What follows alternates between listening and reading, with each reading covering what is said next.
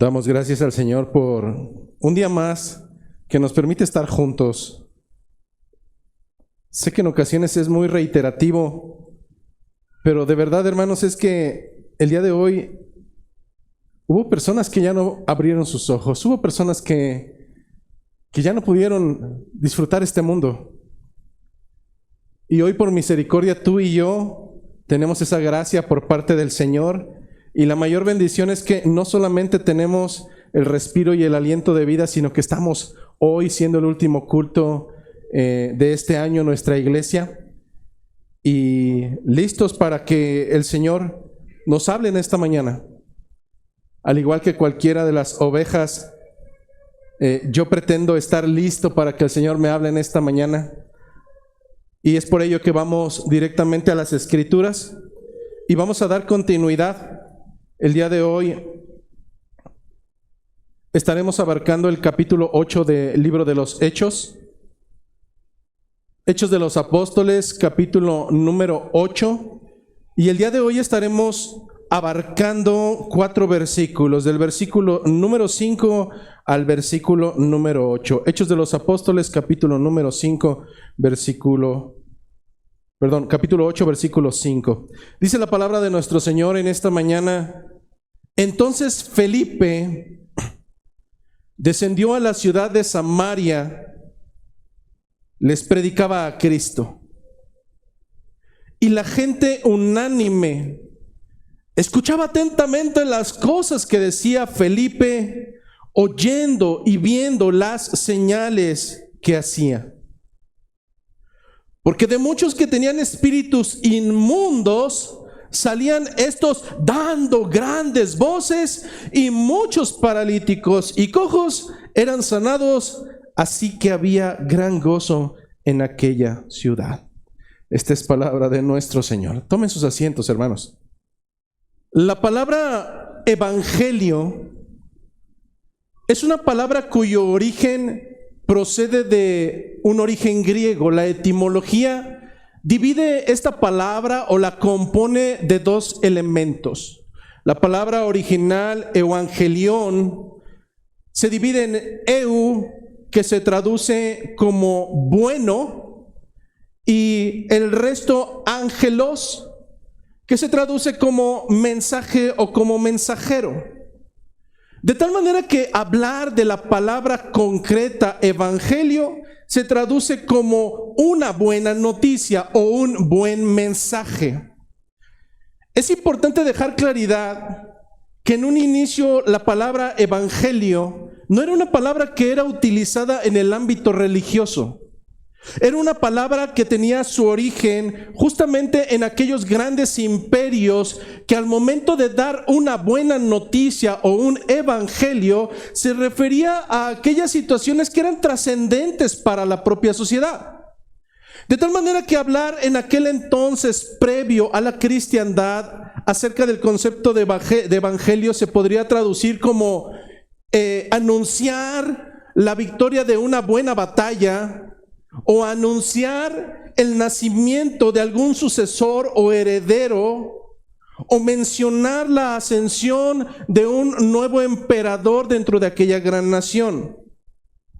De manera concreta, el uso inicial de la palabra evangelio se traducía como un anuncio sumamente importante que en definitiva cambiaría o incidiría en la vida de aquellos que lo escuchaban. Con el surgimiento del cristianismo, la apropiación y el uso de esta palabra llamada evangelio viene a ser redefinida y ahora toma un nuevo sentido, no solamente social y religioso, sino aún teológico. Cuando el creyente comienza a hablar acerca de el evangelio, lo traduce como una buena noticia. La pregunta es, si ahora no estamos anunciando algo que trasciende terrenalmente, entonces, ¿qué es lo que nosotros anunciamos a través del evangelio? Como lo hemos dicho anteriormente, de manera implícita, la mejor respuesta para un cuestionamiento bíblico proviene y lo encontraremos dentro del mismo fundamento escritural. La buena noticia la traduciría de una manera magistral años más tarde Saulo de Tarso, quien ya sería conocido no como Saulo sino como Pablo, en 1 Corintios capítulo número 15 versículo 3. ¿Cuál es esta buena noticia? Diría Pablo, que Cristo murió por tus pecados. Que Cristo murió por nuestros pecados conforme a las Escrituras, y que además fue sepultado, que resucitó al tercer día, y todo esto conforme a la revelación de Dios a través de las Escrituras. Por tanto, teniendo claridad a qué nos referimos con el Evangelio, el ordenamiento que daría Jesucristo previo a partir de esta tierra es sumamente claro. Diría Jesucristo en el libro de Marcos capítulo 16 versículo 15 a sus seguidores: por tanto, id por todo el mundo y hablen acerca de las buenas noticias, prediquen el Evangelio. ¿A quién? A toda criatura. ¿Para qué, Señor? ¿Para qué vamos a ir y predicar el Evangelio? ¿Para qué hablamos de estas buenas nuevas? Es que estas buenas noticias seguirán causando un impacto sumamente importante, y ahora ya no en la vida terrenal, sino en la vida eterna de cualquier ser humano, porque concluiría Jesucristo en este mismo texto de Marcos: porque el que creyere y fuere bautizado, este será salvo, mas el que no creyere, este será condenado. De tal manera que estas buenas nuevas no solamente tienen un impacto terrenal y momentáneo, estas buenas nuevas tienen un impacto para el resto de la eternidad. Tú partirás de este mundo, quizá la gente te olvidará, pero de algo puedes estar seguro, y es que si tú formas parte del pueblo de Dios, tendrás gozo eterno al lado de aquel que ha dado su vida. Es por ello que el texto que hoy nos muestra Lucas, aun cuando son solamente 4 minúsculos versículos, nos dejan ver algunas características. Específicamente yo identifiqué 4 de algo que conocemos como el verdadero evangelio. El verdadero evangelio. Estaremos abarcando una característica por versículo. De tal manera que el versículo número 5 identificaremos cómo el verdadero evangelio, punto número 1, se centra en Cristo. El verdadero evangelio se centra en Cristo. Estaremos abarcando un segundo elemento o segunda característica distintiva del verdadero evangelio en el versículo número 6. Y daremos cuenta que el verdadero evangelio viene única y exclusivamente por el oír. Llegaremos a un tercer apartado, de igual manera breve, en el versículo número 7, y daremos cuenta que la tercera característica que identificamos en el día de hoy en el texto que narra Lucas tiene que ver con el hecho de que el verdadero evangelio limpia la inmundicia. El verdadero evangelio limpia la inmundicia. Y estaremos concluyendo, si Dios lo permite, el día de hoy con el versículo número 8, identificando que el verdadero evangelio trae gozo a la vida de los creyentes. Hay una alta probabilidad que el mismo título que hemos brindado a esta predicación esté causando ya un poco de ruido. Pastor, ¿por qué decir acerca del verdadero evangelio? ¿Acaso hay más de un evangelio? Hermano, no habían transcurrido sino un promedio de 20 a 25 años No habían transcurrido más de 20 o 25 años de que Jesucristo había partido de esta tierra. Año 53 después de Cristo promedio, cuando Pablo en el libro de a los Gálatas denuncia abiertamente que hay otros a los cuales llama malditos, porque están predicando otro evangelio, pero no el evangelio de Cristo. ¿Por qué predicar acerca de las características distintivas del verdadero evangelio? Esto es sencillo, hermanos. Si eso sucedió 20, 25 años aproximadamente después de la partida de Cristo, ¿qué podemos esperar nosotros hoy en día? Cuando han pasado ya cientos de años, la realidad es que hoy en día las iglesias están llenas de gente, pero las iglesias apócrifas. Iglesias con cientos y cientos de hombres, amadores de sí mismos más que de la verdad, deseosos y con comezón de oír todo aquello que les satisface. Para ninguno de nosotros es oculto que en verdad hay una predicación tan popular a la cual podemos llamar un falso evangelio. Un falso evangelio, ¿por qué, hermano? Punto número 1, es un falso evangelio porque no se centra en Cristo.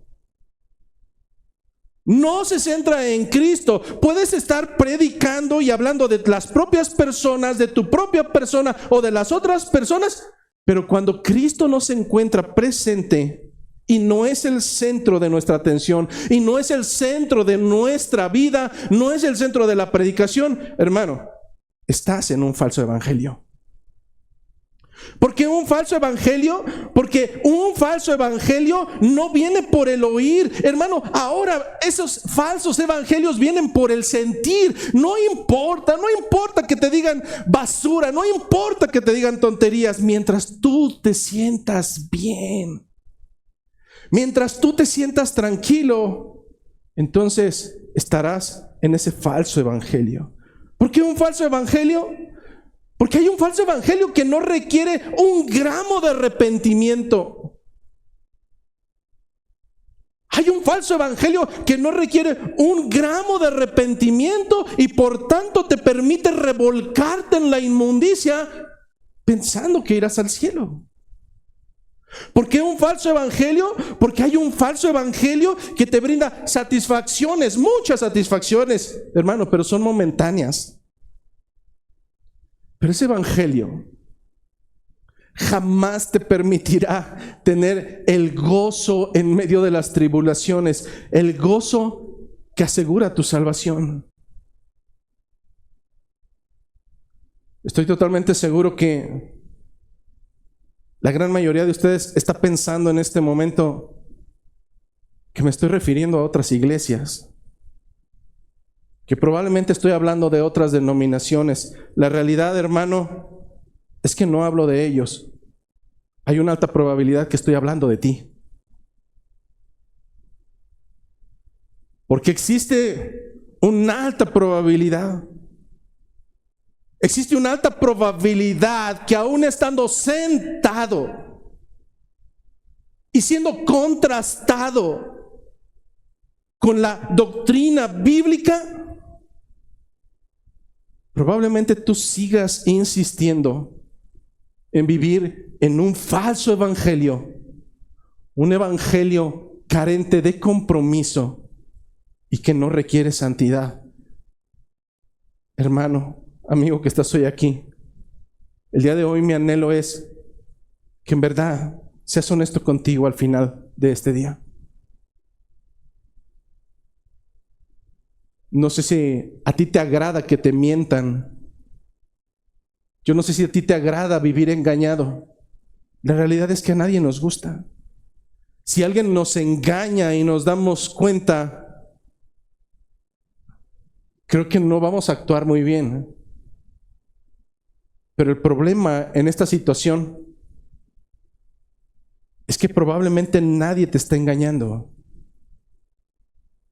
Probablemente el engañador de tu vida eres tú mismo. pensando que eres parte del pueblo de Dios. Probablemente nunca lo has sido. Es por eso que a través de la narración del día de hoy es importante que hagas una autoexaminación. Estamos por concluir el año. Estamos por terminar un año más, hermano. ¿Cuántos años más pretendes vivir igual? En un evangelio diluido. No porque eso sea lo que se enseña en este lugar, sino porque eso es lo que has optado en vivir. Un evangelio que es muy cómodo, pero que te puedo asegurar que te llevará al infierno. El texto del día de hoy es una continuidad de dos características que vimos previamente en el mismo texto.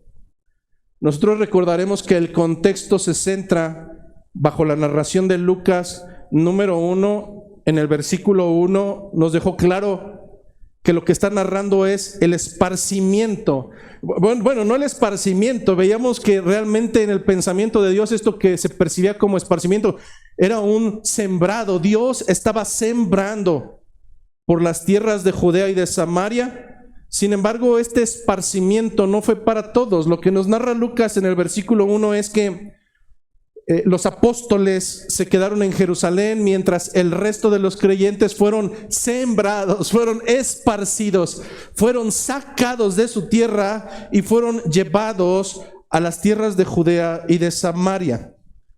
Sin embargo, lo peculiar que vemos, la segunda parte en el versículo número 4, es que los que fueron esparcidos no se quedaron llorando por su tierra, no se quedaron cuestionando a Dios. Si esto no es lo que hacían una vez que fueron expulsados de su tierra, entonces ¿qué es lo que hacían, pastor? De acuerdo al versículo número 4, iban por todas partes anunciando las buenas nuevas, el evangelio de salvación. De tal manera que el punto de partida dentro del contexto nos dice que la evangelización tanto de Judea como de Samaria no fue hecha por superhombres, no fue hecha por hombres que fueran distintos a los demás o que tuvieran un llamado especial. No, hermano. El principio de la evangelización se hizo a través de creyentes comunes como lo somos tú y yo. Y Felipe era uno de ellos, nos narra Lucas. Así es que en el primer apartado, la primera característica, el evangelio verdadero se centra en Cristo, versículo 5, nos dice el texto de Hechos de los Apóstoles: entonces Felipe, descendiendo a la ciudad de Samaria, les predicaba a Cristo. ¿Quién es este Felipe? Lo primero que quiero dejar claridad para que no lo confundas es que al menos encontramos a dos Felipes en los textos bíblicos. Sin embargo, primero quiero decirte quién no es este Felipe. El primero de los Felipes es el apóstol que se menciona en el libro de Mateo, capítulo número 10. Este apóstol no es el que se menciona en este segmento. Si no es el apóstol, entonces ¿quién es? Es curioso porque previamente ya lo habíamos escuchado nombrar. En Hechos de los Apóstoles capítulo 6, tú recordarás que había ya murmuración en medio del pueblo. Los helenistas que se habían incorporado al evangelio de Cristo y que eran parte de la comunidad de creyentes, ahora estaban murmurando que sus viudas no eran atendidas correctamente y como que había preferencias. Luego entonces los apóstoles se ponen en pie y dicen: bueno, es que no es justo. No es justo que nosotros dejemos de predicar y de orar, que ese es nuestro rol, y ahora nos pongamos a servir mesas. No porque eso fuera denigrante, hermano, sino porque en un cuerpo cada miembro tiene una función, y cuando una parte del cuerpo desatiende la función que le ha sido otorgada, simplemente ni va a ser bien una cosa ni va a ser otra. Y aún en un cuerpo hay prioridades. En este sentido, el mandato en aquel entonces fue: elijan de entre ustedes a 7 hermanos que tengan 3 características prioritarias. perceptibles. Luego entonces, tanto este Felipe como Esteban y otros 5 más fueron elegidos por la iglesia debido a que tenían, número 1, muy buen testimonio. Muy buen testimonio, su caminar era pulcro, realmente estaban entregados a las cosas del maestro. Punto número 2, eran hombres que estaban llenos de sabiduría. No eran congregantes con los cuales pudieras tontear o estar bromeando o sacar un buen chiste. No, estos hermanos realmente eran reconocidos por su sabiduría, por su temple. Y número 3, importante, eran hermanos, tanto Esteban como Felipe y otros 5 más, de estar llenos del Espíritu de Dios. No había duda, hermano.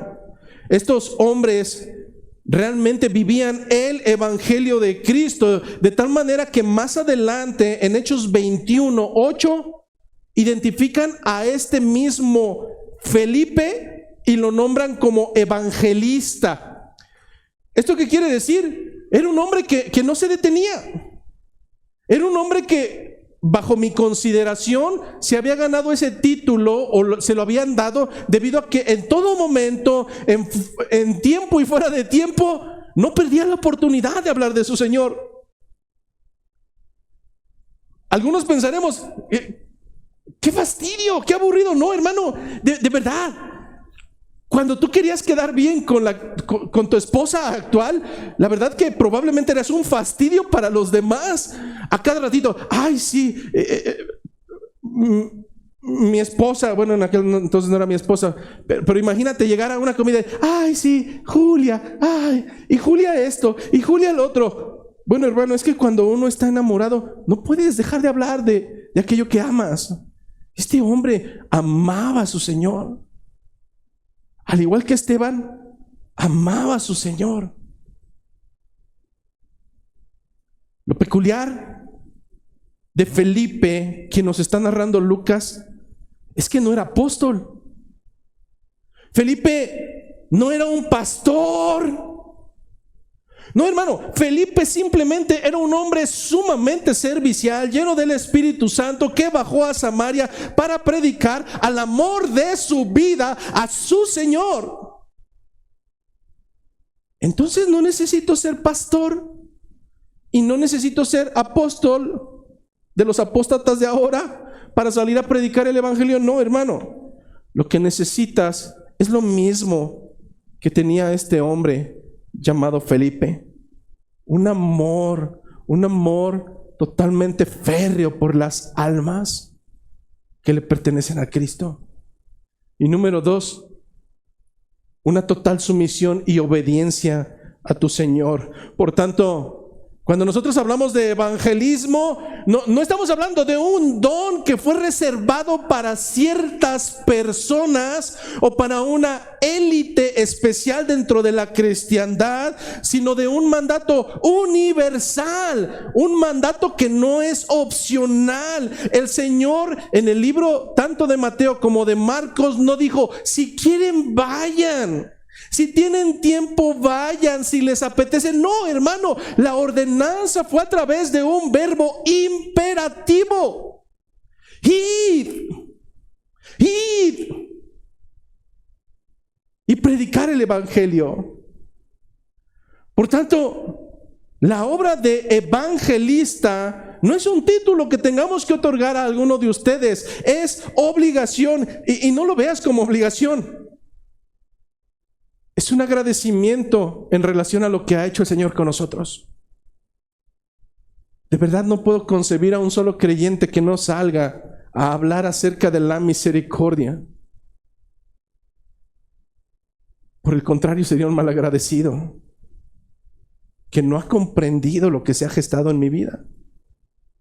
La enseñanza bíblica de manera concreta establece que todo creyente debe de estar enteramente preparado para dar razón y defensa de la esperanza en su Señor en todo tiempo.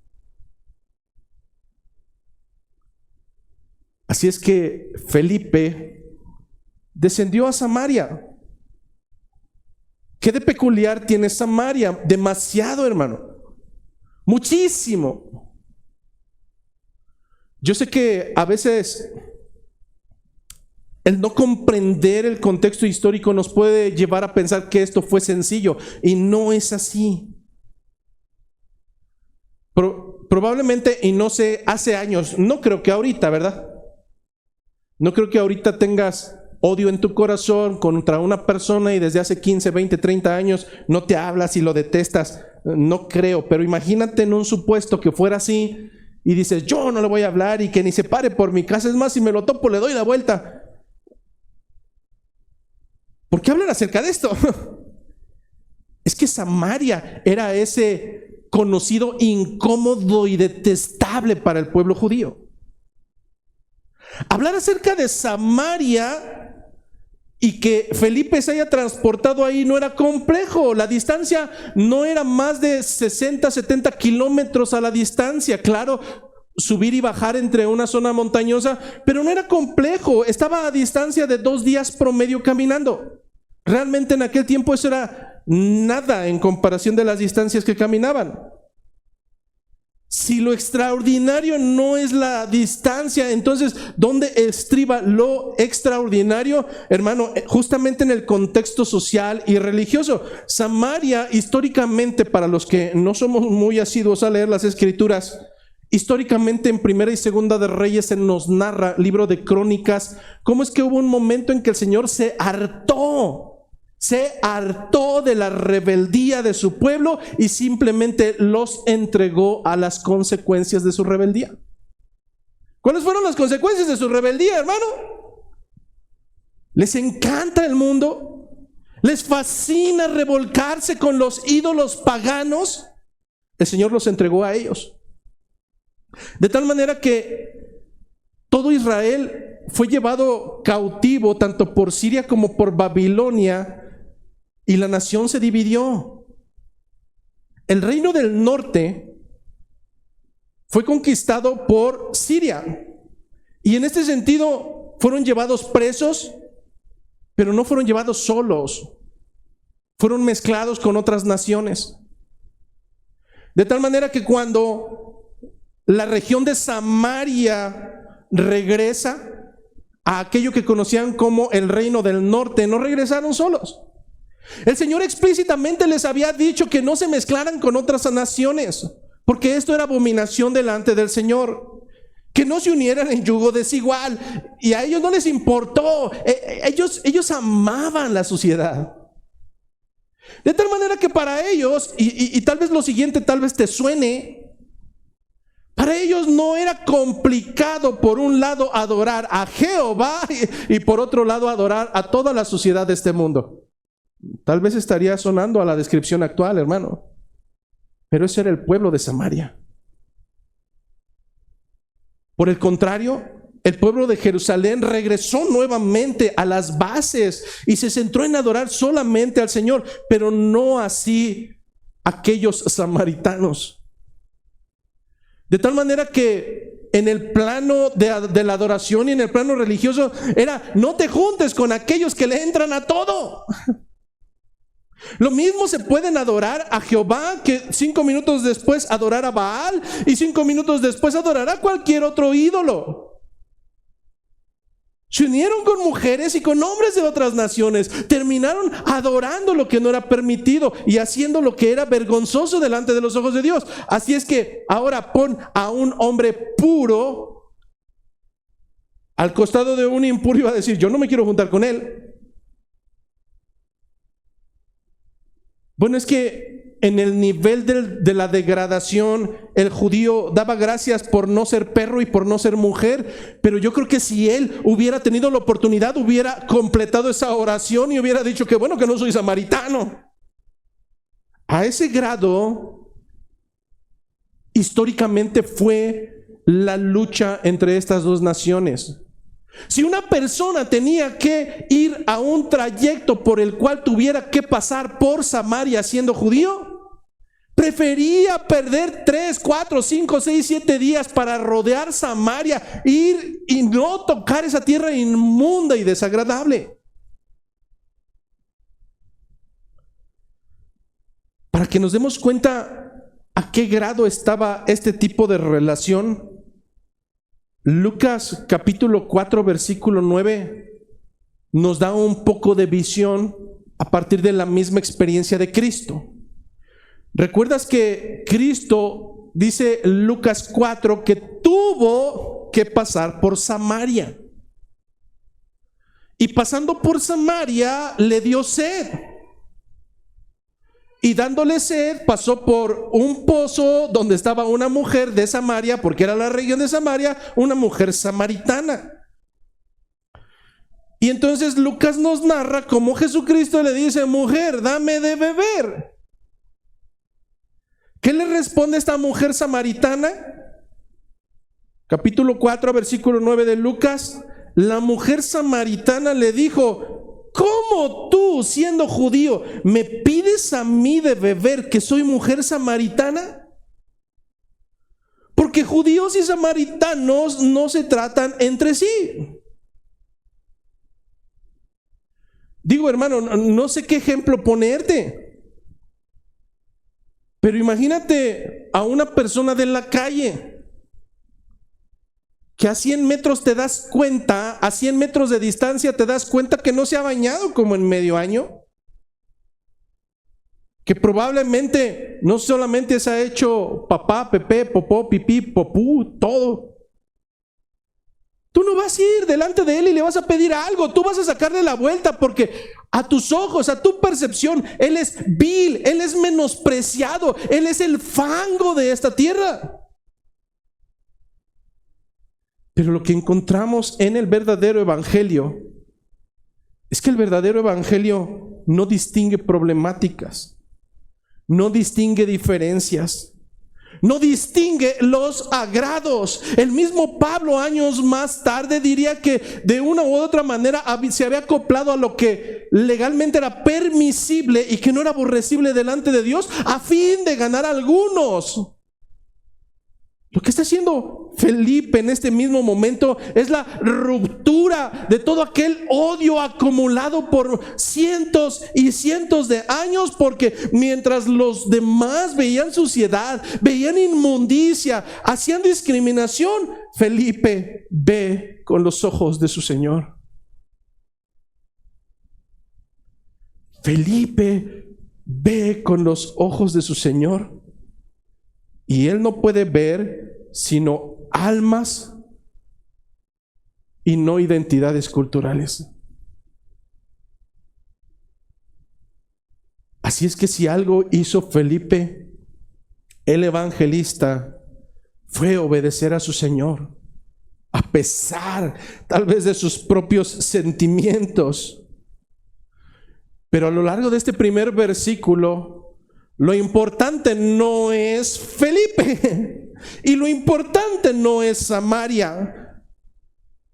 Lo importante es Cristo. Cuando nosotros hablamos y Lucas nos refiere que lo que hacía Felipe era predicar el evangelio centrado en Cristo, nosotros entonces encontramos el centro, el corazón de todo este texto. Les predicaba a Cristo, les predicaba a Cristo. En alguna ocasión,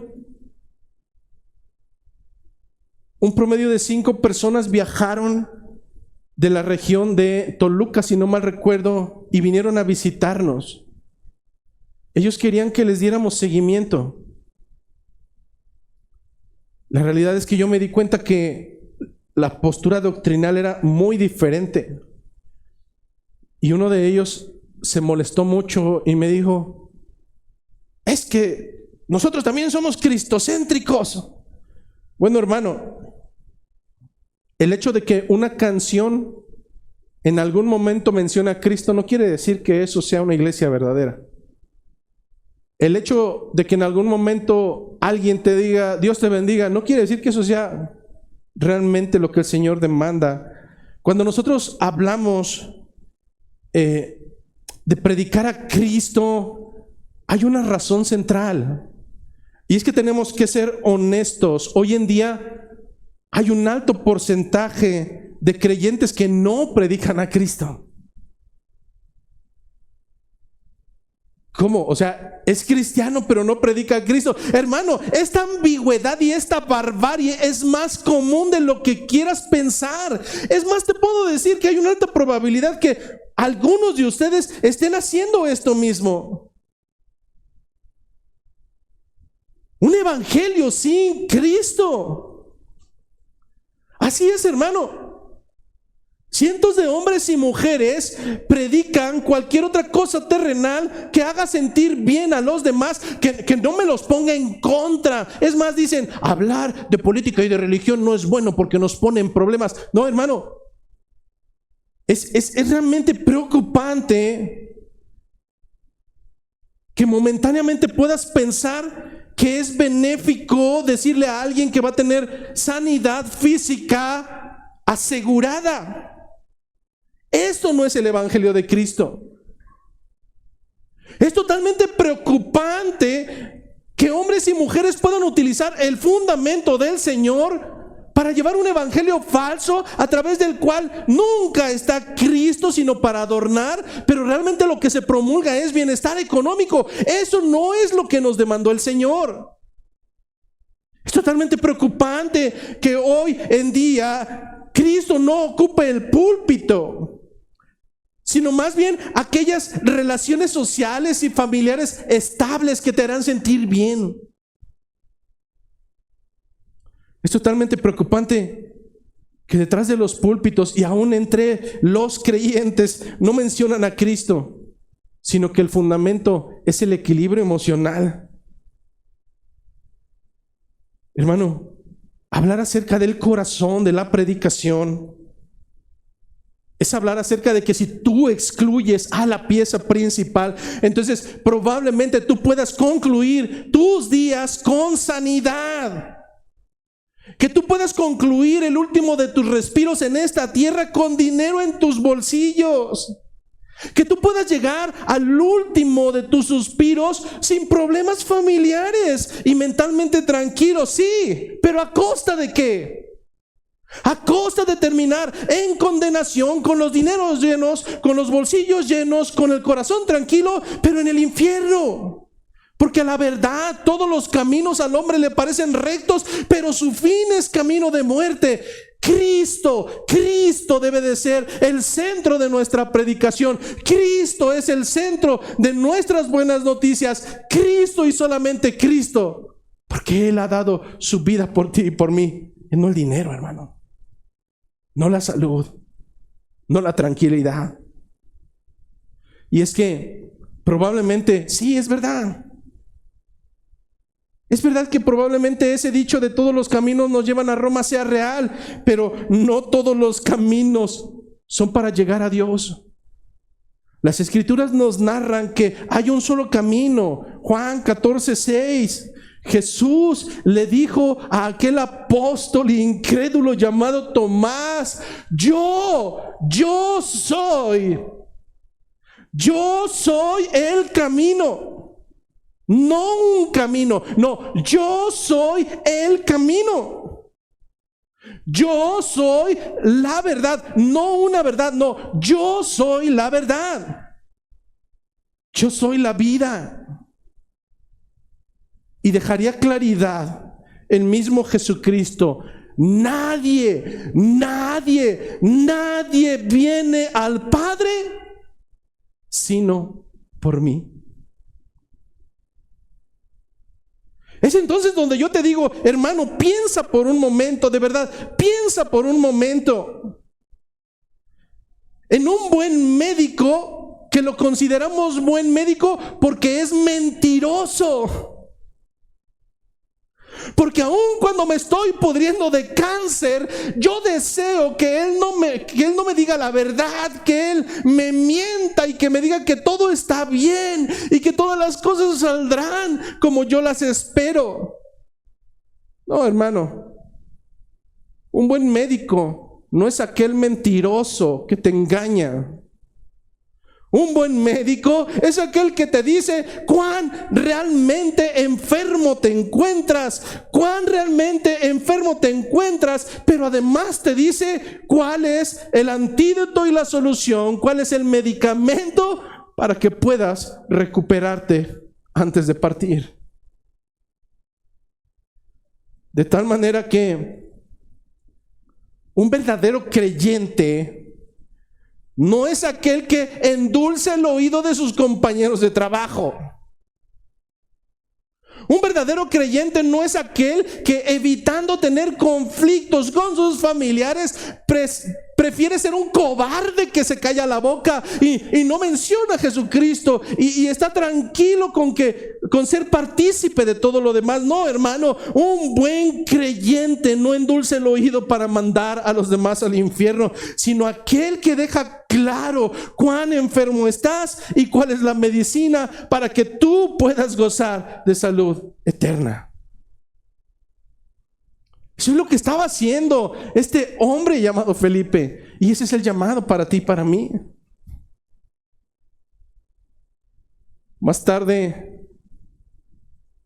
Previamente había sido dejado claro ya. Hechos de los Apóstoles 4:12. Y en ninguno otro hay salvación. En ninguno otro hay salvación, porque no hay otro nombre bajo el cielo dado a los hombres en que podamos ser salvos. No hay otro nombre, no lo hay. No hay otro camino, no hay otra verdad, no hay otra vida. Hay un solo camino y ese es Cristo, hermano. De tal manera que si tu predicación, tu compartimiento de las buenas noticias del evangelio, por cobarde, por temor, por llevar una vida tranquila en esta tierra, carecen de Jesucristo, hoy te digo, hermano, arrepiéntete de verdad, arrepiéntete, porque estás llevando a otros más, probablemente junto contigo. Pero esta no es la única característica del verdadero evangelio. En el versículo número 6 vemos entonces que hay una segunda. El evangelio verdadero viene por el oír. Por el oír. Dice el versículo 6 que la gente unánime escuchaba atentamente las cosas que decía Felipe, oyendo y viendo señales que este hombre hacía. Sé que en algún momento esto puede causar un poco de conflicto, porque pensamos que cómo es que había milagros en aquel entonces y cómo es que no los hay hoy en día. Bueno, todo depende de qué catalogues como milagro. Si milagro es cualquier baratija que te traiga una ventaja terrenal momentánea, no, sí, hermano, sigue habiendo cosas como esas, pero no les podemos llamar milagros, señales por parte del Señor. Miren el hermano que está haciendo milagros, cómo hace que tu mano se empareje. No es cierto, no está haciendo que una se alargue, pero no está sucediendo ahí nada extraño. Entonces tú puedes salir con las manos emparejadas o con los pies emparejados, pero mismo te vas al infierno. No hay Cristo. Oh, que está lloviendo diamantes y oro, y a mí ¿qué me importa el diamante y qué me importa el oro? Si Cristo se encuentra ausente, eso no puede venir de Él. Lo que está experimentando y narrando Lucas es el hecho de que a través del evangelio las multitudes estaban prestando atención de una manera uniforme, de una manera unánime, por dos cuestiones. Uno, por lo que oyen y por lo que ven. Por un lado, mientras Felipe se encontraba proclamando, Dios seguía obrando las señales que mantenían el respaldo de esas mismas palabras. Tanto los milagros de liberación como los milagros de sanación eran señales que acreditaban que aquel mensajero era fiable en la fundamentación de la historia de la iglesia. Ojo, no son el tema central del pasaje. Hermano, no nos podemos dejar ir por el tema de los milagros. Nuevamente, el tema es Cristo. Pero ¿cómo es que a través de este tipo de milagros Dios estaba respaldando y resguardando el mensaje y al mensajero en esta etapa de crucial fundamentación en Samaria? Esto es sencillo, hermano. Recuerda que aquellos hombres, si bien habían cometido desobediencia delante del Señor, si se habían unido con otras naciones, aún estando con el pensamiento en Dios y con el pensamiento en la mugre, ellos seguían teniendo noción de las promesas hechas desde la antigüedad. Esto es como si, no sé qué ejemplo poner, pero imagínate que tú estás esperando, por poner un ejemplo, el paso del cometa Halley. Y te describen exactamente qué es lo que vas a ver ese día. Y tú ya estás listo a ver el cometa Halley. Y en la hora que te dijeron que pasaría el cometa Halley y que te dijeron qué es lo que verías en el cielo, tú no ves eso. Tú ves una avioneta de aquí del aeropuerto y dices, eso no es el cometa. Pero si tú esperaste mucho tiempo y ves exactamente lo que por cientos de años dijeron, te vas a gozar, hermano, de ver el cometa Halley. Lo que estos hombres samaritanos sabían con anterioridad es que los grandes profetas como Isaías, Jeremías, Amós, Ezequiel, etcétera, habían dejado claridad qué es lo que habrían de ver en el momento en que se ratificara que Dios regresaba con su pueblo para morar en medio de él y para nunca más apartarse. Esas características eran distintivas. Algunas de ellas las encontramos en Isaías capítulo 35, parte del versículo 4 y parte del versículo 5. ¿Cuáles son esas señas, hermano? ¿A poco no las podría fabricar alguien? No lo creo, hermano. Isaías 35, 4 dice, Dios vendrá y os salvará. ¿De qué está hablando? Está hablando de el regreso de Dios para con su pueblo, de la personificación. Dios vendrá y os salvará. ¿Cuáles son esas señas? Versículo 5. Entonces los ojos de los ciegos serán abiertos y los oídos de los sordos se abrirán.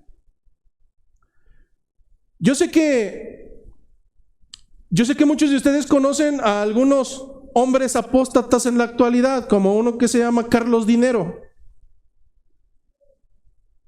Ese tal Carlos Dinero que iba a decir predica, pero no sé qué haga, engaña gente. En Guatemala es muy conocido por esos programas que en algún momento algunos de nosotros veíamos, Noches de Gloria. Y después de pasar por mucha música sentimental y que ya estás a todo lo que das, de repente pasan sus secuaces. Pastor, mire, aquí yo traigo enfrente de usted a esta mujer que por cientos de años le detectaron que tenía una quebradura en su pierna y nadie lo... ¿Quién la conoce? ¿Quién es usted? Bájese, señora.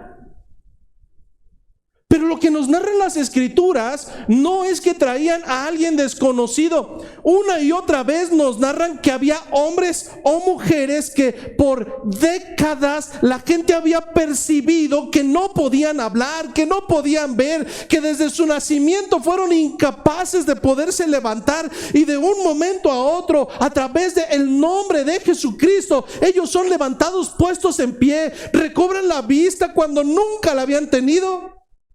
Eso no puede ser, sino solamente la noticia, la veracidad de que mi Señor ha cumplido su promesa y ahora habita entre nosotros. El Mesías ha llegado.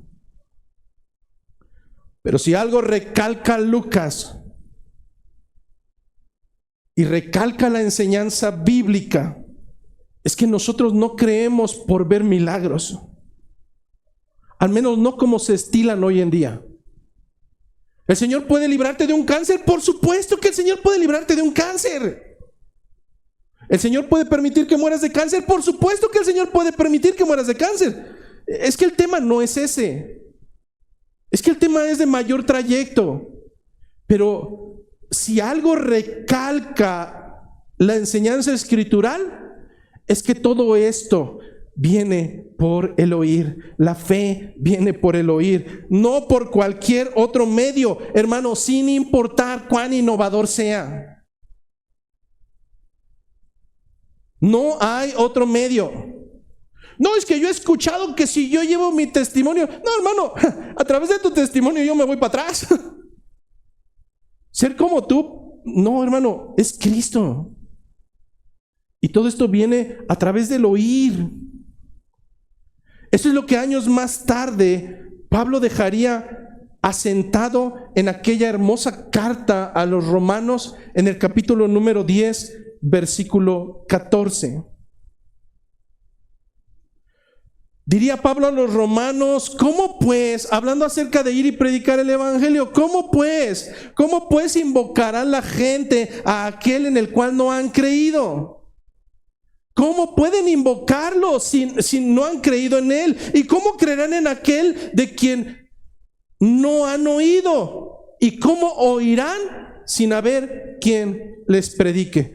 Hermano, tu trabajo y el mío no es tomar unas pancartas e irnos al centro y decir Jesús te ama. No, hermano, eso es basura.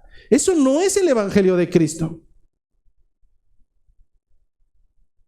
Dice el versículo 17, así que la fe es por el oír, y el oír por la palabra de Dios. Es la palabra la que transforma, es la palabra la que confronta, es la palabra la que me hace ver que cuando yo pensaba ser una buena persona, alguien que iría al cielo por sus buenas obras, es la palabra la que me confronta y me dice: en realidad siempre has sido un monstruo, en realidad siempre has sido desagradable delante de mí. Es la palabra, hermano, la que nos hace ver realmente quiénes somos nosotros. Es a través de la palabra quien conocemos realmente a Dios. Es a través de la palabra que conocemos la misericordia que nos ha dado a través de su Hijo, quien ha tomado nuestro lugar. Es por ello que la salvación no es un acto de buenos deseos, no, hermano. La salvación es un acto de fe, un acto de fe en Cristo. Y dicho acto no viene solo. No viene solo, hermano. Yo sé que entre nosotros puede haber falsos creyentes. Estoy seguro que entre nosotros puede haber falsos creyentes. Hombres y mujeres que dicen: yo creo, claro, yo creo, pero no hay evidencias que respalden su fe. Diría Santiago: tu fe es totalmente muerta, no sirve absolutamente para nada. Por tanto, la salvación y la fe en Cristo viene acompañada de un kit de evidencias que son plenamente perceptibles, visibles e irrefutables. Y por eso podemos decir, a la luz del versículo número 7, que el evangelio verdadero, sí o sí, el verdadero, no el falso, el verdadero evangelio limpia la inmundicia. Dice el versículo número 7, porque de muchos que tenían espíritus inmundos, salían estos dando grandes voces, y muchos paralíticos y cojos eran sanados. Hoy en día necesitaremos ver que alguien de ustedes empieza a vomitar cosas verdes y le da vuelta la cabeza y empieza a hablar medio raro para decir: vamos a liberarlo. No, hermano. Hoy en día eso sería una vergüenza y sería algo peligroso. A la luz de las Escrituras, yo no encuentro en la visión neotestamentaria que un creyente pudiera ser poseído a tal grado de que el enemigo toma dominio de todo su ser. Lo que sí encuentro es que si un espíritu inmundo sale de un lugar, empieza a vagar por ahí, y al no encontrar lugar, regresa nuevamente al mismo lugar. ¿Por qué? Porque lo encuentra vacío. Y además dice que lo encuentra limpiecito y listo para habitar. Así es que no solamente regresa a él, sino regresa con 7 compas que son peores y más inmundos que él. Eso sí es una realidad. Pero si hoy por hoy no vemos gente endemoniada porque no le da la vuelta a la cabeza, ¿acaso estamos diciendo que no hay gente que puede ser libertada de las garras del enemigo? Bueno, hermano, es que probablemente no ves gente que está caminando por las paredes, pero ves gente que con su lengua destroza todo lo que hay a su alrededor, porque no la puede domar. Eso no proviene de Dios. Eso es un dominio del infierno. Es que aunque entre nosotros no haya personas que probablemente empiecen a moverse con gran furia y puedan levantar a 10 o 20 personas, eso no quiere decir que no tenga el mal en su corazón. Probablemente puede tener tantas enemistades detrás de su espalda y esperar el momento para que salgan a flote. Pero lo que entendemos con la llegada de Jesucristo es que realmente aquel reino que había estado tan tranquilo y haciendo de las suyas durante tantos siglos, ahora con la llegada del Mesías, a través de su ministerio, Satanás comienza a sacar las armas, haciendo que sus espíritus inmundos poseyeran a diferentes personas. ¿Qué escena tan dramática? Satanás queriendo ser Dios y queriendo mostrar su poder. Tú dices que vienes a implantar tu reino, te voy a mostrar que ellos son mi reino. De tal manera que encontramos textos bíblicos como Mateo capítulo 8 versículo 28, para muestra solamente un botón. Nos narra este evangelista de Mateo que cuando Cristo llegó a la otra orilla, a una tierra llamada la tierra de los Gadarenos, vinieron a su encuentro 2 endemoniados. 2 endemoniados que salían de los sepulcros y feroces en gran manera, tanto que nadie podía pasar por aquel camino. Aquel lugar era dominio de los endemoniados que estaban dominados por Satanás. ¿Qué sucedió cuando Cristo llega frente de ellos? Estos endemoniados, y quiero pensar que más bien lo que tenían dentro, clamaron, es decir, gritaban diciendo: ¿qué tienes con nosotros, Jesús, Hijo de Dios? ¿Qué tienes con nosotros? Ellos lo reconocieron. Ellos sabían quién era aquel hombre. Ellos sabían quién era aquel que había sido profetizado y que había llegado ya. ¿Has venido acá para atormentarnos antes de tiempo? Ellos saben cuál será su final. Ellos saben cuál será su destino final. Ahora Jesucristo ya no se encuentra más de forma física. Pero antes de partir dejó claridad en algo, y es que esa misma autoridad que él tenía en los cielos y en la tierra, ahora pasaría y quedaría en la mano de los suyos. Marcos 16:17 es una muestra. Jesucristo diciendo: en mi nombre echarán fuera demonios. Solamente alguien que tiene la autoridad de Cristo. Por tanto, tanto Felipe como cada uno de los seguidores de Cristo sabían que tenían que vérselas con la oposición de Satanás a Jesucristo. Hoy en día, vuelvo a repetir, probablemente ya no viene por medio de hombres endemoniados. Bueno, sí. Sigue siendo lo mismo, hermano.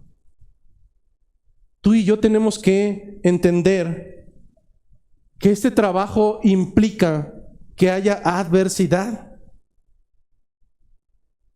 Debido a que la fe viene por el oír, el evangelio no será agradable para los que pertenecen a las huestes contrarias. Así es que muchos de aquellos samaritanos que habían vivido en cautividad a través de espíritus inmundos, o incluso que habían estado cautivos a través de enfermedades, imposibles de curar, al menos en aquel momento, al ser expuestos positivamente al Evangelio de Cristo, hermosamente eran libertados. Yo no sé cuántas veces has tenido una enfermedad crónica por más de 2 meses y llega un momento en que ya estás mal. Imagínate ahora que eres cautivo.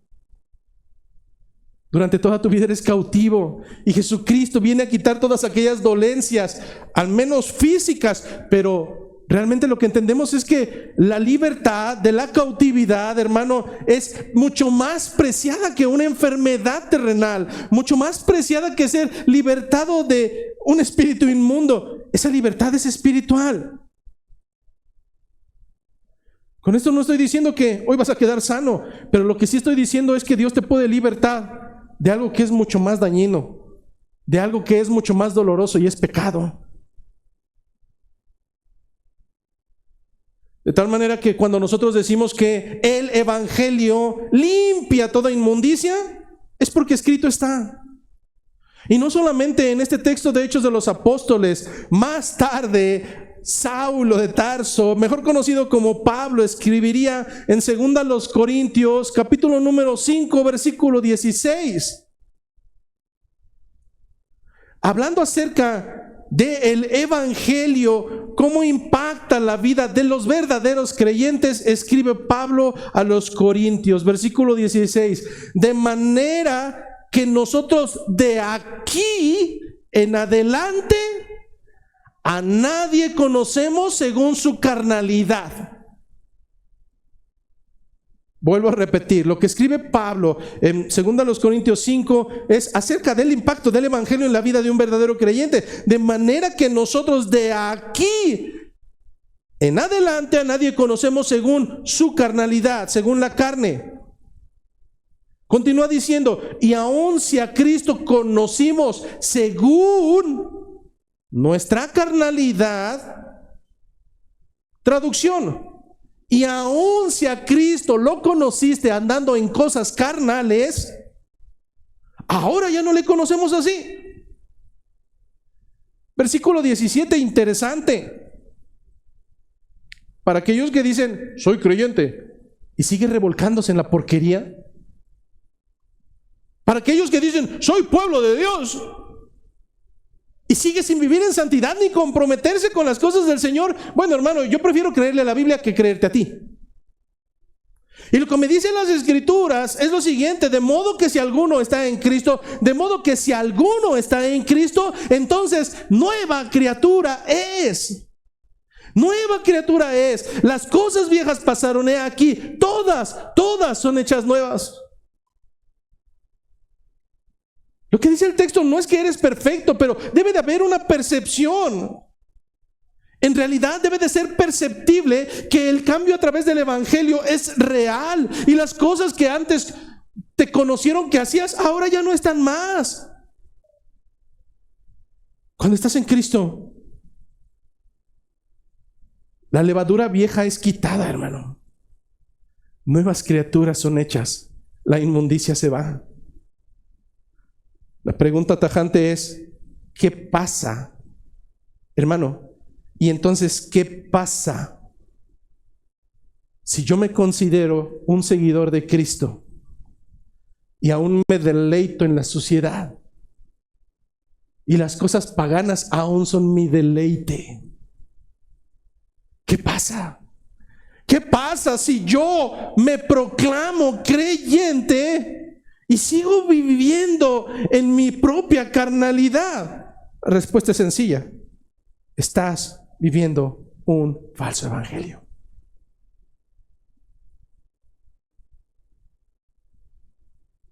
Pero es que yo conozco a Cristo, pero Él no te conoce a ti. Primera de Juan, capítulo 3, versículo 7, dejaría claridad de esta posición. Hijitos, nadie os engañe. El que hace justicia es justo, como nuestro Señor, como Él es justo. El que practica el pecado es del diablo. Continúa diciendo, porque el diablo peca desde el principio. Para esto, para romper esto, apareció el Hijo de Dios para deshacer las obras del diablo. Continúa narrando, todo aquel que es nacido de Dios no practica el pecado, porque la simiente de Dios permanece en él y no puede pecar porque es nacido de Dios. Culmina diciendo, en esto se manifiestan los hijos de Dios y los hijos del diablo. Todo aquel que no hace justicia y que no ama a su hermano, conclusión, no es de Dios. Es un falso creyente. Pastor, me dijo alguna vez una persona, entonces lo que usted me está diciendo es que ser cristiano se traduce en que tengo que ser humillado por todos el resto de mis días. No, hermano, no. Ser cristiano no es que no convenga por ser una vida miserable y llena de tristezas, porque en verdad no es así. Lo que nos dice el cuarto apartado es que el evangelio verdadero, aún en medio de la tribulación, trae gozo, y un gozo pleno. Culmina diciendo Lucas en el versículo 8, así que había gran gozo en aquella ciudad. Lo que Lucas nos está narrando es que el resultado inmediato del avance del evangelio en Samaria se traduce en un gozo grande en esa ciudad. Ese gozo narrado no es un gozo superficial. No, hermanos, se está refiriendo a esa característica del fruto del Espíritu que años más tarde narraría Pablo en el libro a los Gálatas. Un fruto que viene acompañado de la verdadera conversión. En esta tierra ciertamente hay gozo, hermano, o pudiéramos catalogarlo así. Pero créeme que es un gozo muy barato, porque es un gozo pasajero, porque es un gozo terrenal. Piensa por un momento. Yo llevo 20 años trabajando en recursos humanos y jamás he visto a alguien que le dure el gozo cuando le han aumentado el sueldo. Antes ganaba 10, ahora ya gana 20. Y le dura la emoción 2 o 3 semanas. Después ya está llorando como lo hacía antes. Es que no me alcanza. Y esta empresa debe... Así es el gozo pasajero y terrenal y efímero basado en el dinero. ¿Qué pasa cuando gana tu equipo deportivo favorito? Te gozas y hasta dices, a ver, ahí les va, y yo soy el mero. Y una semana después le fue como en feria y se acabó el gozo. ¿Qué pasa cuando sales de una enfermedad probablemente compleja? No tardará mucho tiempo en que vuelves a caer en otra enfermedad y el gozo que tenías ya se te fue y ahora vuelves a caer en depresión. ¿Qué pasa cuando, por misericordia de Dios, pequeño estudiante, logras pasar un examen o tienes un logro académico? No tardarán muchas semanas en que otra vez estés totalmente deprimido porque no le entiendes a cierta materia. El gozo en cualquier artículo terrenal, hermano, es pasajero, porque pasajera es esta tierra.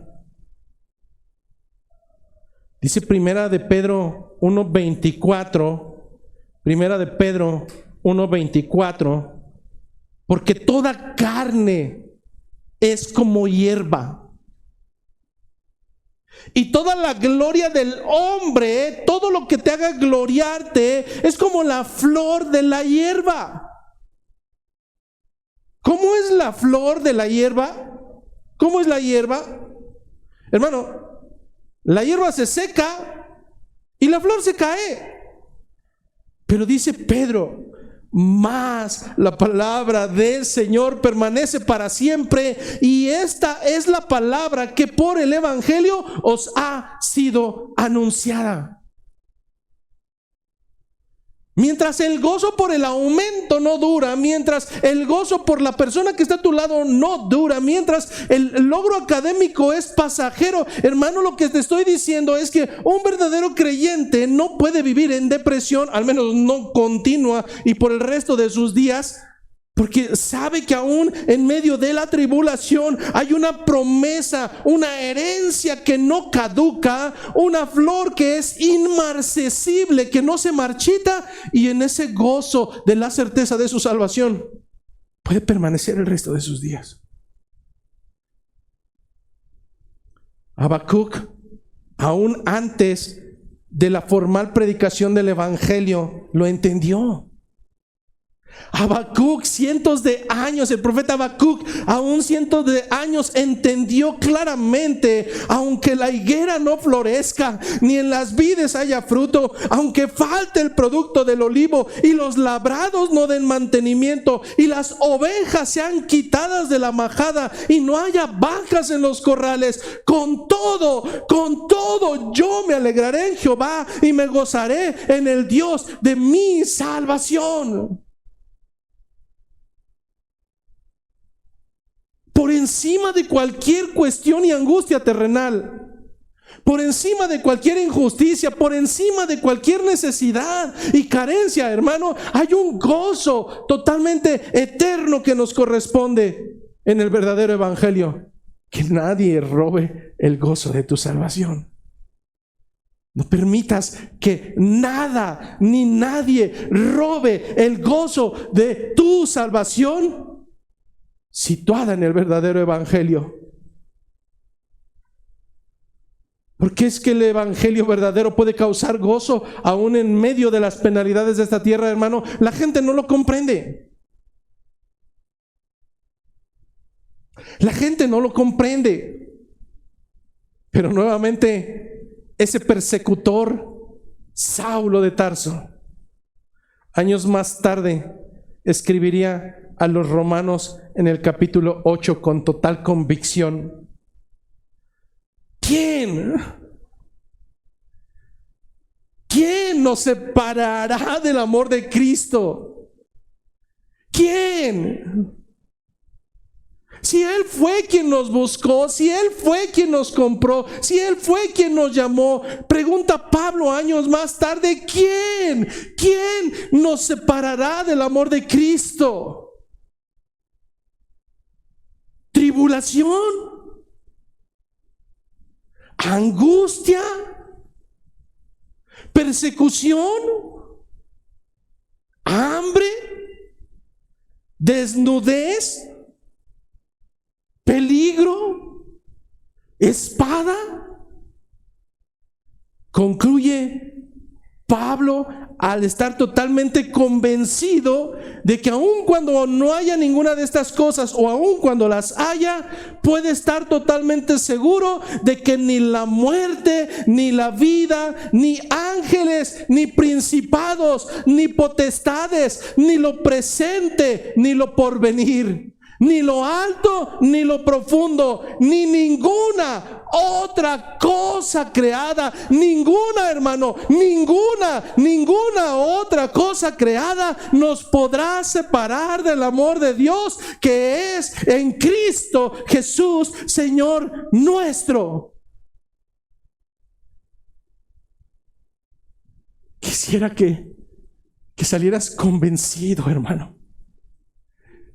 Quisiera que vivieras el resto de tus días estando totalmente convencido de que esta buena noticia es la mejor que nos ha sucedido.